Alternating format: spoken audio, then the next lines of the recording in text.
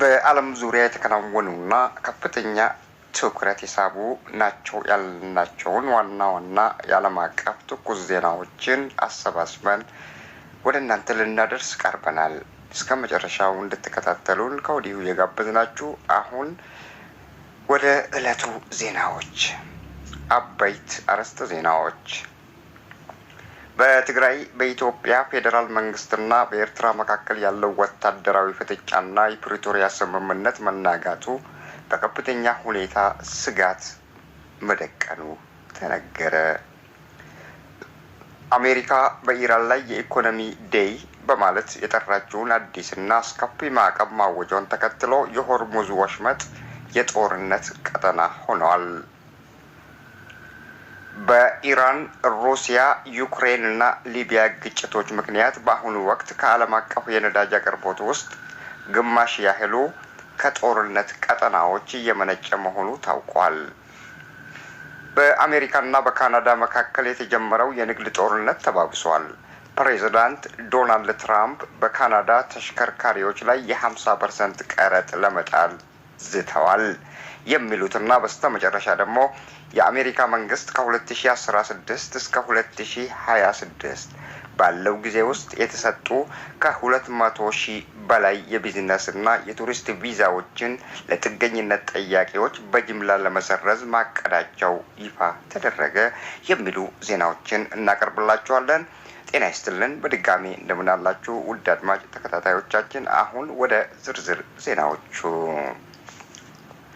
በሰሜን ኢትዮጵያ በፌዴራል መንግስቱና በህወሓት መካከል የተፈራረሙት የፕሪቶሪያ የሰላም ስምምነት በከፍተኛ አደጋ ላይ መውደቁን የአካባቢ ዘገባዎች አመላክተዋል። በምዕራብ ትግራይ አስተዳደራዊ ወሰንና የተፈናቃዮች መመለስ ላይ የተፈጠረው አለመግባባት በትግራይ ክልል ውስጥ ዳግም የተኩስ ልውውጥ እንዲቀሰቀስ አድርጓል ሲል ሮይተርስ ዘግቧል።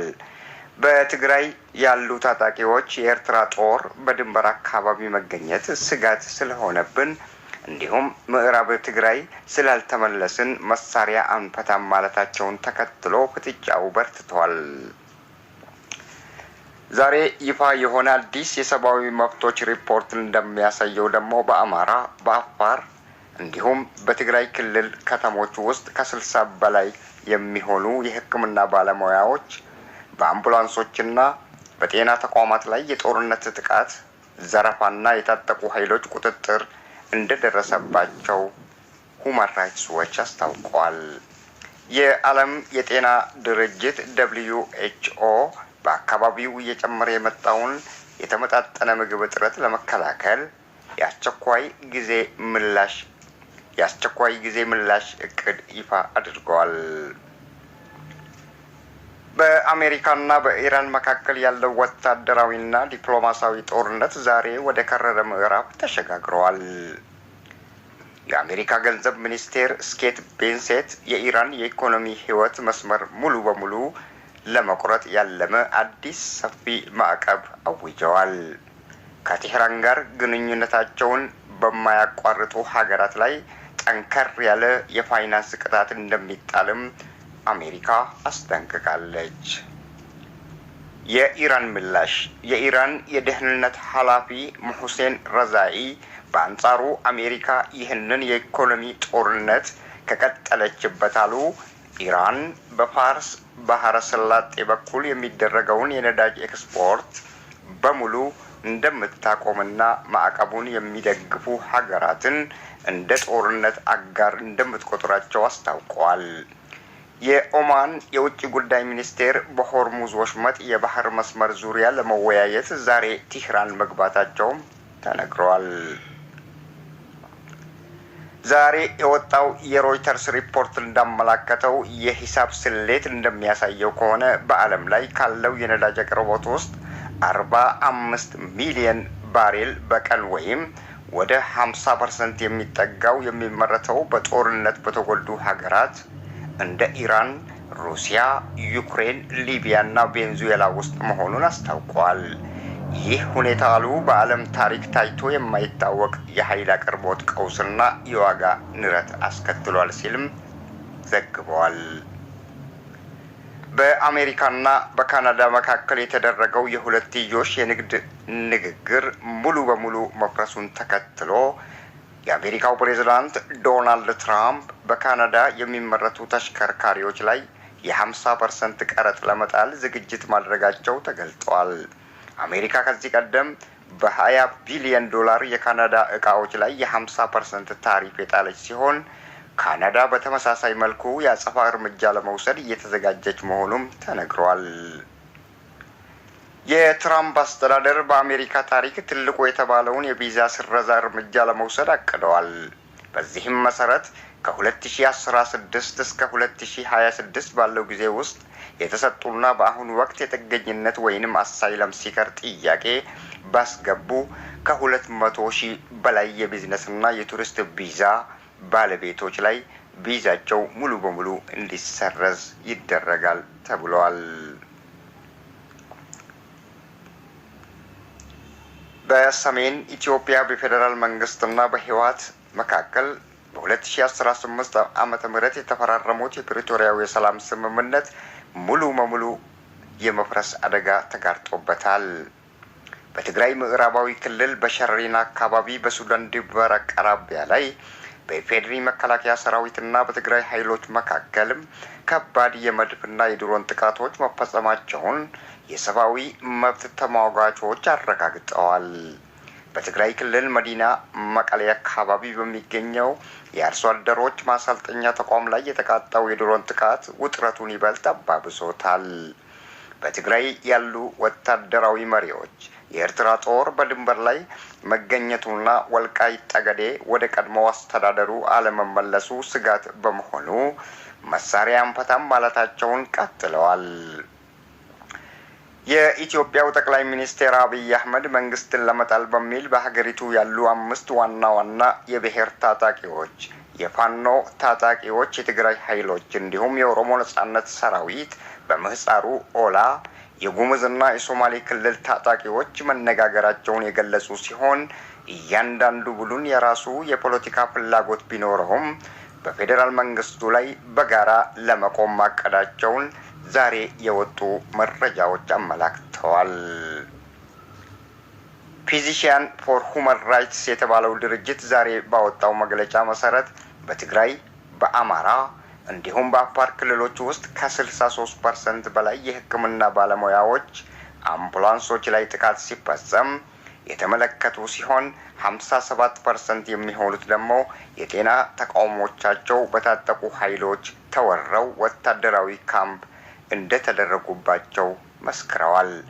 በተለይ በአማራ ክልል ውስጥ የመንግስት የድሮን ጥቃቶች አምቡላንሶችን በማውደም የሕክምና አቅርቦቱን ሙሉ በሙሉ አሽመድምደውታል ተብሏል። በአፍሪካ ቀንድ ያለው የኃይል ሚዛን በከፍተኛ ሁኔታ እየተቀያየረ ይገኛል። የኢትዮጵያ መንግስት ወደ ቀይ ባህር ለመድረስ ካለው ከፍተኛ ፍላጎትና ከሶማሌላንድ ጋር ካደረገው የወደብ ስምምነት ኋላ ጎረቤት ሀገራት አዲስ ግንባር ፈጥረዋል። ኤርትራ ከአዲስ አበባ ጋር ያላት ግንኙነት በከፍተኛ ሁኔታ መሻከሩን ተከትሎ አስመራ የአዲስ አበባን ተጽዕኖ ለመቋቋም ከግብጽ፣ ከሶማሊያ፣ ከሳውዲ አረቢያና ከየመን አማጽያን ጋር ጠንካራና ወታደራዊ ዲፕሎማሲያዊ ግንኙነት እየፈጠረች መሆኑ ተነግሯል። ዛሬ ላይ በወጣው ሪፖርት መሰረት በግብጽና በኤርትራ የወደብ መስመሮች መካከል ቀጥተኛ የንግድ መርከብ ማመላለሻ መስመር ለመክፈት ስምምነት ላይ መደረሱ ተነግሯል። ግብጽ የህዳሴውን ግድብ ጉዳይ ተከትሎ ታዲያ ከኢትዮጵያ ጋር ካላት አለመግባባት የተነሳ በሶማሊያ ያለውን ወታደራዊ ተጽዕኖዋን አሳድጋለች። በአፍሪካ ህብረት የሰላም አስከባሪ ስምምነት ስር የግብጽ ወታደሮች ቁጥራቸው በሞቃዲሾ ውስጥ ወደ 1091 ከፍ እንዲል አድርገዋል። ይህ እርምጃ ኢትዮጵያን በሁለት አቅጣጫ ለመክበብ የታለመ ስልት ነው ተብሎም ተፈርቷል። የሶማሊያው ጠቅላይ ሚኒስትር ሐምዛ አብዲ ባሬ በላሰናድ ከተማ በመገኘት አዲስ የሶማሊያ ብሔራዊ ጦር ወታደራዊ ተቋም መክፈታቸውን ተከትሎ ሶማሌላንድ ድርጊቱን በከፍተኛ ሁኔታ ማውገዟ ተነግሯል። የሶማሌላንድ መንግስት ይህንን ጉብኝት የጦርነት ቅስቀሳ በማለት የጠራው ሲሆን የተባበሩት መንግስታት ድርጅት ዩኤን እንዲሁም የአፍሪካ ህብረት በሞቃዲሾ ላይ እርምጃ እንዲወስዱ ጠይቀዋል። በሶማሊያ ደቡብ ምዕራብ ግዛት ዋና ከተማ ባይዶዋ ውስጥ በአሁኑ ወቅት ከባድ የጦርነት ውጥረት ሰፍኗል። የቀድሞው የክልሉ ፕሬዝዳንት አብዲ አዚዝ መሐመድ ላፍታንጋሪን ታማኝ የሆኑ ሚሊሻዎች በባይዶዋ ከተማ ላይ ጥቃት መክፈታቸውን ከመንግስት ወታደሮች ጋር ከባድ የተኩስ ልውውጥ አድርገዋል። ከተማዋ በአሁኑ ወቅት በፕሬዝዳንት ሐሰን ሼክ ማህሙድ ታማኝ በሆኑ ጊዜያዊ አስተዳደሮች ስር እንደምትገኝም ተነግሯል። በአሜሪካና በእስራኤል በኢራን መካከል ላለፉት 6 ወራት የቀጠለው ወታደራዊ ግጭት ዛሬ ወደ ከባድ የዓለም አቀፍ ኢኮኖሚ ቀውስ ተቀይሯል። የአሜሪካው የገንዘብ ሚኒስቴር ስኮት ቤሰንት የኢራንን የኢኮኖሚ መስመር ሙሉ በሙሉ ለመቁረጥ ያለመ አዲስ ሰፊ ማዕቀብ ይፋ ማድረጋቸውን ተከትሎ ታዲያ የኢራን ገንዘብ ሪያል በታሪክ ዝቅተኛ ደረጃ ላይ ወርዷል። አሜሪካ ከኢራን ጋር የነዳጅ ንግድ የሚያደረጉትን ሀገራት ይህን አረፍተ ነገር ደግመዋለሁ።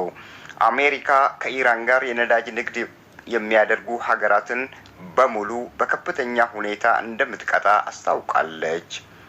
የኢራን የደህንነት ባለስልጣናት በበኩላቸው አሜሪካ ይህንን ማዕቀብ የማትሰርዝ ከሆነ በፋርስ ባህረ ሰላጤ በኩል የሚደረገውን የዓለም አቀፍ የነዳጅ መጓጓዝ መስመሩን በሙሉ እንደሚዘጉትና ማዕቀቡን የሚደግፉ ሀገራት ታዲያ እንደ ጦርነት ጠላት እንደሚቆጠሩ አስታውቀዋል።